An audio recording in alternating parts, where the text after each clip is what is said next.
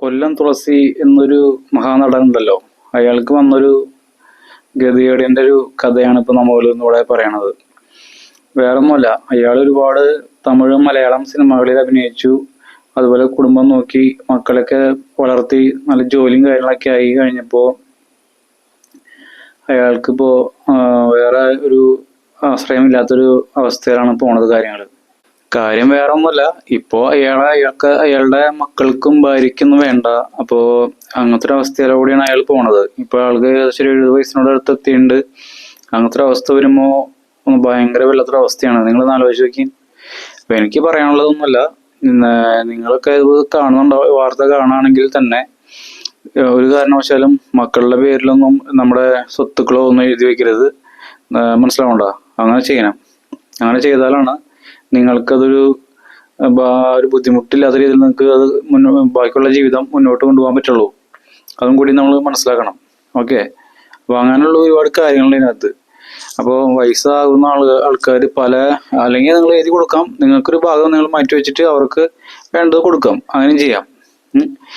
എല്ലാവരും നോക്കില്ല എന്നല്ല പറയണത്. പക്ഷെ എന്നാലും അങ്ങനെ ഒരുപാട് സംഭവങ്ങൾ നമ്മുടെ കൺമുമ്പിൽ കാണുന്നുണ്ട്. അതുകൊണ്ടാണ് നമ്മളങ്ങനെ പറയണത്. മനസ്സിലായ?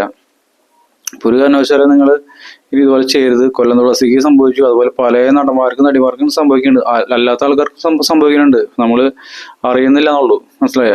ഇപ്പൊ അങ്ങനത്തെ ഒരുപാട് കാര്യങ്ങളുണ്ട്. അപ്പൊ ഒരു കാരണവശാലും നിങ്ങളുടെ സ്വത്തൊന്നും മക്കളുടെ പേരിലോ മരുമക്കളുടെ പേരിലോ ഒന്നും എഴുതി വെക്കരുത്. ദയവ് ചെയ്ത് നിങ്ങൾ എഴുതി വെച്ച് കഴിഞ്ഞാൽ അനാഥമന്ദിരങ്ങളിൽ പോയി അവിടെ പോകേണ്ടി വരും. അപ്പൊ അതാണ് ഞാൻ പറയണത്. മനസ്സിലാവണ്ട? ഒരു കാരണവശാലും നിങ്ങൾ ചെയ്യരുത്. അപ്പൊ ഇനി നമ്മുടെ വീഡിയോ നിങ്ങൾ ആദ്യമായിട്ട് കാണുന്നുണ്ടെങ്കിൽ ലൈക്ക് ചെയ്യുക, ഷെയർ ചെയ്യുക, സബ്സ്ക്രൈബ് ചെയ്യുക. കേരളത്തിലൊരു ഒരുപാട് അനാഥ മന്ദിരങ്ങൾ ഇപ്പോൾ നിലവിൽ സ്റ്റാർട്ട് ചെയ്തിട്ടുണ്ട്. മനസ്സിലാവണ്ട? അതായത് പലവരും വിദേശത്ത് പോയി അവരെ മാതാപിതാക്കളെ നോക്കാൻ പറ്റാത്തൊരവസ്ഥ. ഭാര്യയും ഭർത്താവും മക്കളും വിദേശത്താണ്.